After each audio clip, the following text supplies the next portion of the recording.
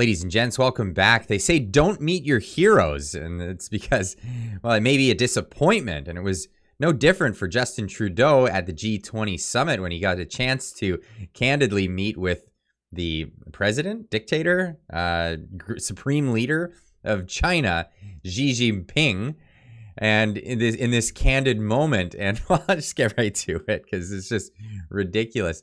So Chairman Xi dresses down Justin Trudeau like a junior employee for leaking private conversation to the media. Trudeau can barely walk after. Here's the clip.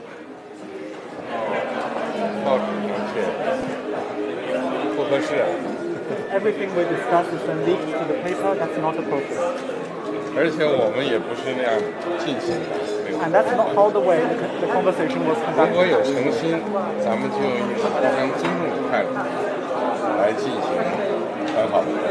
If there is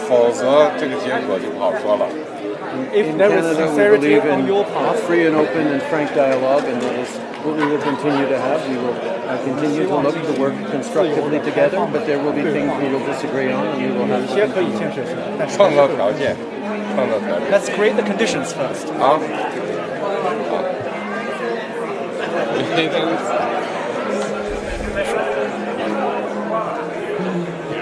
Okay, let's get into a little bit of a recap of what went down there. So he scolded him for talking about things that they had discussed previously in the media. Justin Trudeau immediately goes into his usual just like talking points.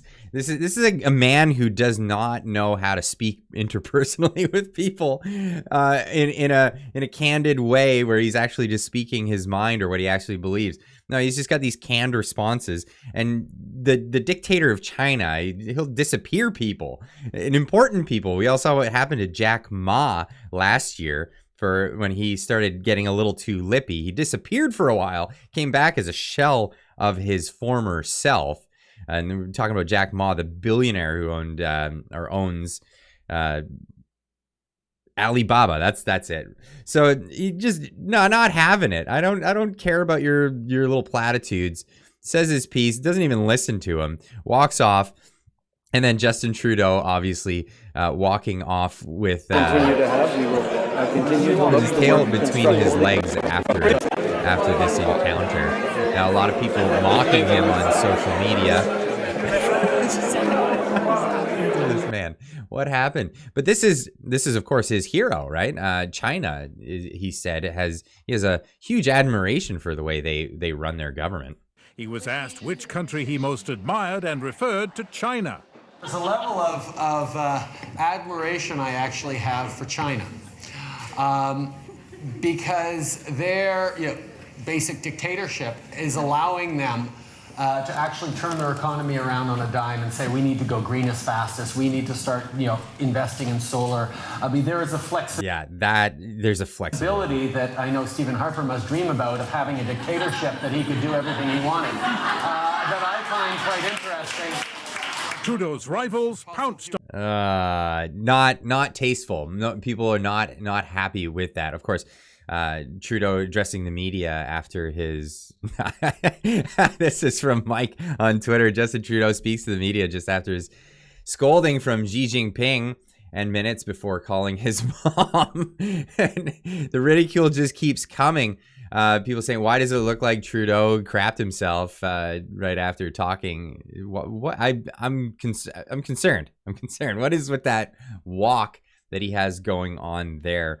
And of course, Justin Trudeau, another parody account of him, another successful meeting with Chinese Supreme Leader Xi Jinping. I feel I've finally exposed my fine leadership skills to the world.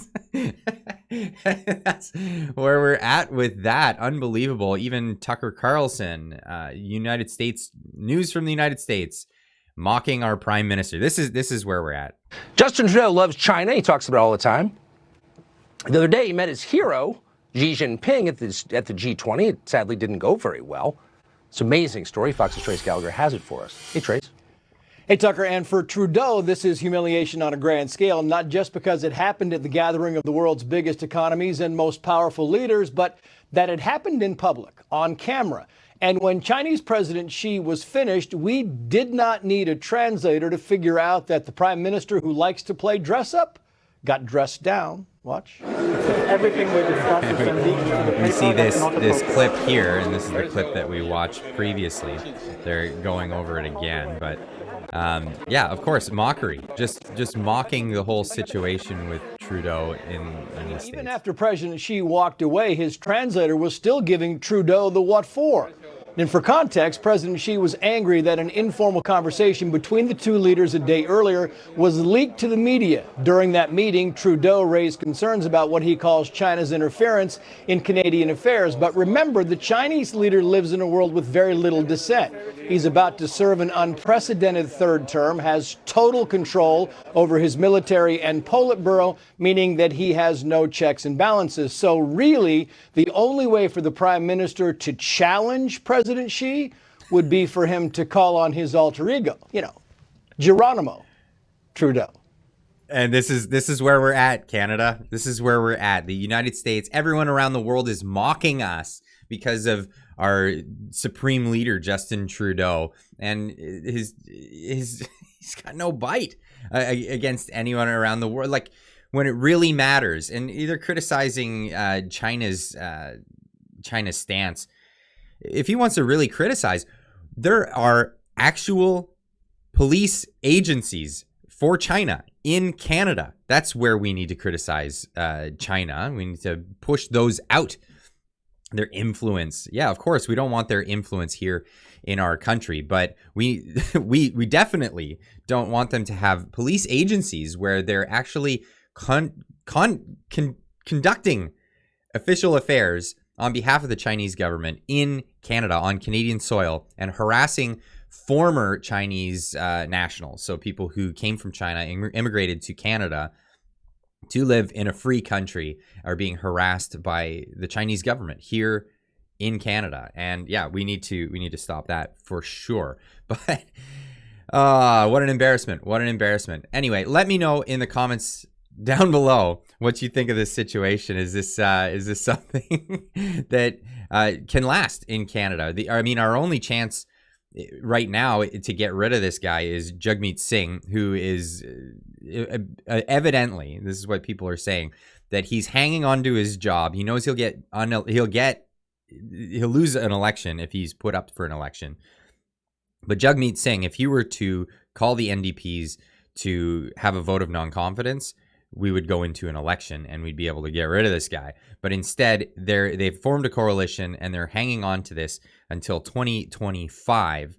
What people are saying about Jagmeet is that he's doing it because then he'll be eligible for a pension at that point. So is Canada's future hung up by one politician's fight for a pension? We'll see. But this is where we're at in Canada. Anyway, let me know in the comment section down below what you think. I'm rambling, so I'm going to end this video here. We'll see you in the next one. Don't forget to tune into the live stream tonight at 6:30 Pacific time. That's 8:30 Central. I got to make sure I get this right. No, it's 9:30 Central. Sorry. 9:30 Central, 6:30 Pacific time. Eastern time. Sorry. 8:30 Central, 9:30 Eastern. My bad. Anyway, tune in then. We'll see you then for the weekly roundup, Friday weekly roundup. We'll see you then. Keep on trucking.